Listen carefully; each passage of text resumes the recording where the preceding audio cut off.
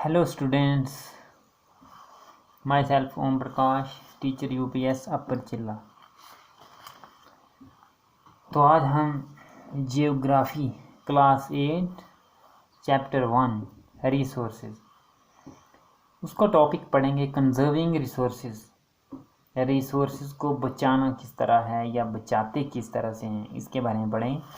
लेकिन हम पिछला रिकैप्चुलेट करेंगे। तो कल की वीडियो में हमने पढ़ा था टाइप्स ऑफ रिसोर्सेज। तो उसमें पढ़ा था नेचुरल रिसोर्स था, ह्यूमन मेड रिसोर्स था और ह्यूमन रिसोर्स था। तो नेचुरल रिसोर्स में आपने ये पढ़ा था resources that are drawn from nature and used without much modifications are called natural resources.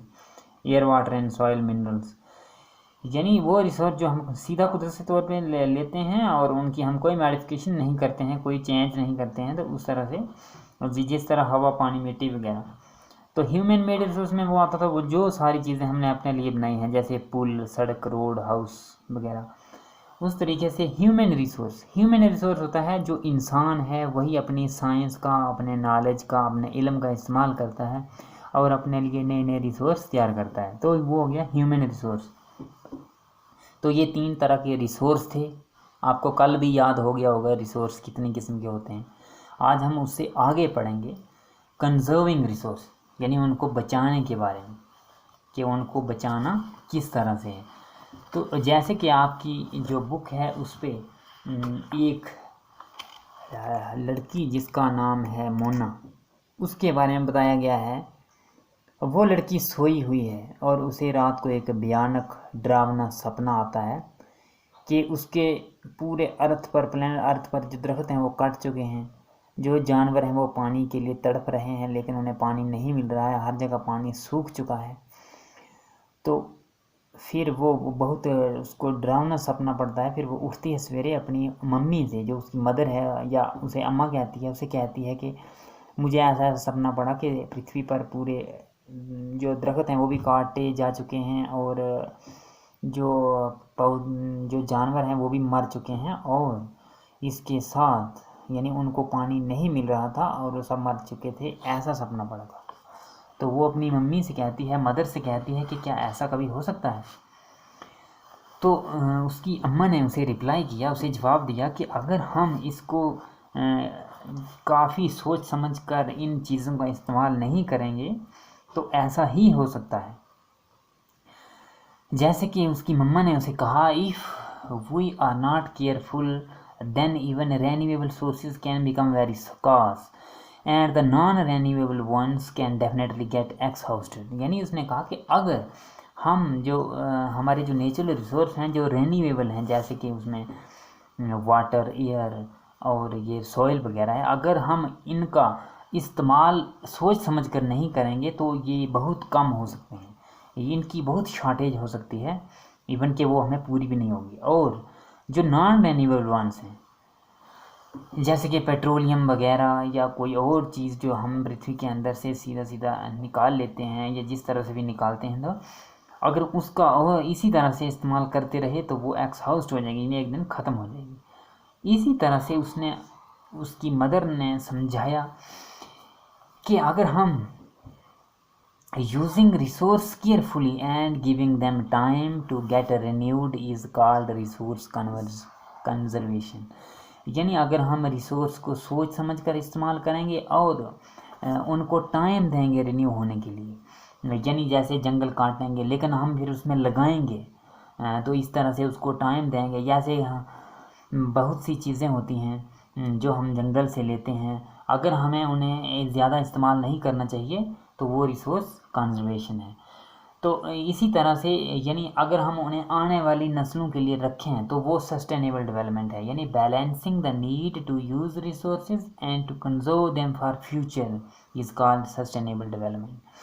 तो अगर हम फ्यूचर की जनरेशन का भी ख्याल रखेंगे और उन्हें उनकी इन रिसोर्सों को बैलेंस करेंगे ताकि हमारी अपनी ज़रूरत भी पूरी हो और आने वाली नस्लों की भी पूरी हो, तो उसे सस्टेनेबल डेवलपमेंट कहेंगे।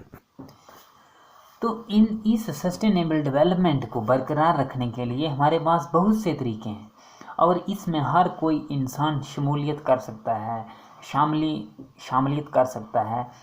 जो इस पृथ्वी पर रहता है, पृथ्वी का बाशिंदा है, तो वो किस तरह से वो अपनी कंजम्पशन को घटाएगा। यानी जैसे कोई इंसान है, वो अगर 20 बाल्टी पानी लेता है तो वो 5 से गुजारा करे, 10 से गुजारा करे, इस तरह से। यानी उसको अपनी जो कंजम्पशन है उसको कम करना चाहिए। और उसके बाद रिसाइकलिंग करनी चाहिए, यानी कि चीज़ों को दोबारा इस्तेमाल करना चाहिए। उसके बाद रीयूजिंग करना चाहिए, यानी एक बार यूज़ कीजिए, फिर दोबारा यूज़ कीजिए, फिर तीसरी बार यूज़ कीजिए। इस तरह से उन चीज़ों को बेकार नहीं रखिए। तो इस तरह से यानी हम बार बार ये जो 3 R's हैं, reducing consumption, recycling things, reusing things, तो इस तरह का इस्तेमाल करके हम फ्यूचर जनरेशन का ख्याल रख सकते हैं। तो फॉर एग्ज़ाम्पल हम किस तरीके से रीयूजिंग कर सकते हैं, रिड्यूसिंग कर सकते हैं या रिसाइकलिंग कर सकते हैं। जैसे हम जब हम मार्केट में जाते हैं तो हम एनवेलप्स का इस्तेमाल करते हैं, पॉकेट्स का इस्तेमाल करते हैं। तो जो हमारे घर में जो ओल्ड न्यूज़पेपर होते हैं, हमें उनको कट करके उनके एनवेलप और उनके पॉकेट्स बनाने चाहिए। और इस तरह से जो यूज़ है प्लास्टिक का, उससे उसमें भी फ़र्क पड़ेगा और दूसरा इसमें बहुत फ़ायदा होगा। और आपको पता है कि जैसे पेपर बनाने के लिए बहुत से दरख्तों को काटना पड़ता है, तो इस तरह से उनकी भी बचत होगी। बहुत से दरख्तों को काटने से बचाया जा सकता है। जैसे कि हम शॉपिंग बैग्स हमें चाहिए होते हैं जब हम बाज़ार जाते हैं या मार्केट में जाते हैं, तो बहुत ज़्यादा सामान उठाने के लिए शॉपिंग बैग चाहिए होते हैं, जो कि हमारे पास जो पुराने कपड़े होते हैं, डिस्कार्डेड क्लॉथ्स, उनके बनाए जा सकते हैं और उनको अपने साथ लिया जा सकता है, जिस तरह के पिछले ज़माने में होता था। तो इस तरह से यानी हम पुरानी चीज़ों को दोबारा रिसाइकिल करके उनका कुछ और बना सकते हैं। जैसे यानी ऐसे भी घर में जो पुराने कपड़े होते हैं वो बेकार होते हैं, तो कम से कम हम उनके शॉपिंग बैग्स बना सकते हैं। तो इसी तरह से यानी ये रीयूजिंग की एग्जांपलें हैं, रिसाइकलिंग की एग्जांपलें हैं कि हमने यूज़ कर सकते हैं। जैसे प्लास्टिक बॉटल्स होती हैं तो हमें वही संभाल के रखनी चाहिए, तो वही दोबारा बेचनी चाहिए।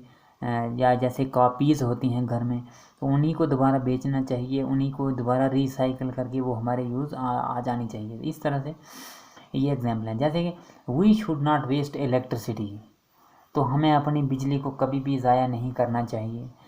वो पानी और कोल से हमें प्राप्त होती है, तो हम क्यों उसे ज़ाया करेंगे, हमें नहीं करना चाहिए। क्योंकि हर एक पानी का जो ड्रॉप है, वो कतरा जो है, वो बहुत कीमती है। और कोल भी उसी तरह से हमारे लिए बहुत कीमती है। हमें फ्यूचर जनरेशन के लिए उसे सेव करके रखना चाहिए। तो together we can make difference. हम जब इकट्ठा हो जाएंगे, पूरी पृथ्वी पे जितने भी इंसान हैं वो सब ये समझेंगे कि हमारे लिए ये बचाना ज़रूरी है, पृथ्वी के रिसोर्सेज को बचाना ज़रूरी है, तो हम सारे इकट्ठा होकर ये कोशिश कर सकते हैं।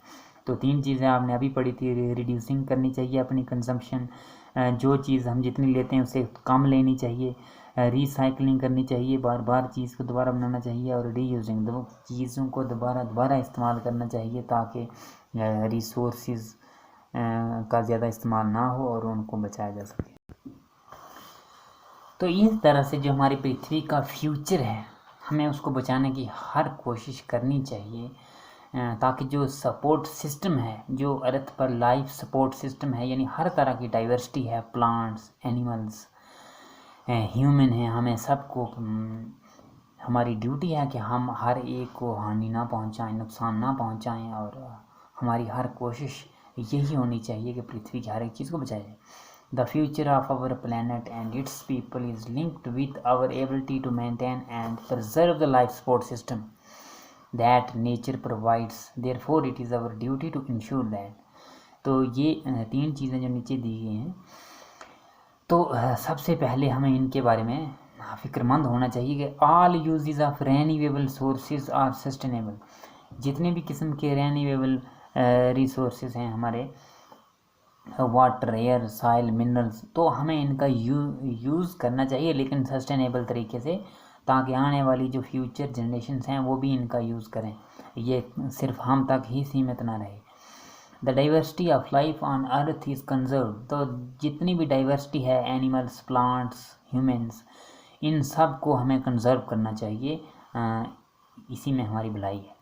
The damage to natural environmental system is minimised, जो डैमेज हम नेचुरल इन्वायरमेंटल सिस्टम को देते हैं, यानी दरख्त काटते हैं या और भी बहुत से काम हम ऐसे करते हैं जिससे हमारी पृथ्वी को नुकसान होता है, तो इस नुकसान को ज़्यादा से ज़्यादा कम किया जा सकता है। जब पौधे काटे जा सकते हैं तो पौधे लगाए जा सकते हैं। अगर कोई भी चीज़ हम बिजली है उसको कम यूज़ करेंगे, पानी है उसे कम यूज़ करेंगे, बेकारी से बहने नहीं देंगे, या बिजली है जब ज़रूरत नहीं है तो स्विच ऑफ करेंगे, इस तरह से और पौधे लगाएंगे। इस तरह से हम अपने जो हमारे प्लेनेट का जो फ्यूचर है उसको हम मिनिमाइज़ कर सकते हैं, उसका जो डैमेज है उसको मिनिमाइज़ कर सकते हैं। तो हमारा इसीलिए आपको कहता हूँ कि जो हमारे अर्थ का फ्यूचर है वो सभी लोगों के साथ जुड़ा हुआ है, सभी लोगों की काबिलियतों के साथ जुड़ा हुआ है, और हमारा जो लाइफ सपोर्ट सिस्टम है हमें उसको किसी भी तरह से प्रिजर्व करना चाहिए। हमारी कोशिश यही होनी चाहिए कि किसी न किसी तरह से हमारे अर्थ प्लेनेट को हमारी तरफ से फ़ायदा हो, हम इसको नुकसान ना पहुंचाएं। और ख़ास तौर से जो रेन्यूएबल सोर्स हैं, नॉन रेन्यूएबल सोर्स हैं, उसका यूज़ बिल्कुल केयरफुली होना चाहिए ताकि उसको कोई भी किसी तरह का नुकसान ना हो। और उसके साथ ही साथ जो अर्थ पर डाइवर्सिटी ऑफ लाइफ है वो हर तरह से, यानी प्लांट्स की जितनी भी स्पीशीज़ हैं, एनिमल्स की जितनी भी स्पीशीज़ हैं वो सारी रहनी चाहिए। उनमें से कोई भी डाइवर्सिटी या कोई भी स्पीशीज़ ऑफ लाइफ जो है वो गायब नहीं होनी चाहिए। वो हमारे लिए हर तरह से बेनिफिशियल है। और जो हम नेचुरल एनवायरनमेंट का जो हम नुकसान कर रहे हैं ये भी हमें कम से कम करना चाहिए ताकि आने वाली नस्लों को उसकी भरपाई का उनको उसका मतलब उसका जो नुकसान है वो उन्हें ना भरना पड़े। तो इस तरह से कल हम इसके जो क्वेश्चंस हैं उनके बारे में डिस्कस करेंगे, लेकिन इनके मैक्सिमम क्वेश्चंस जो हैं वो सॉल्व हो चुके हैं, लेकिन अगर कोई और भी प्रॉब्लम होगी तो हम उसमें क्वेश्चन में सॉल्व करेंगे। Thank you.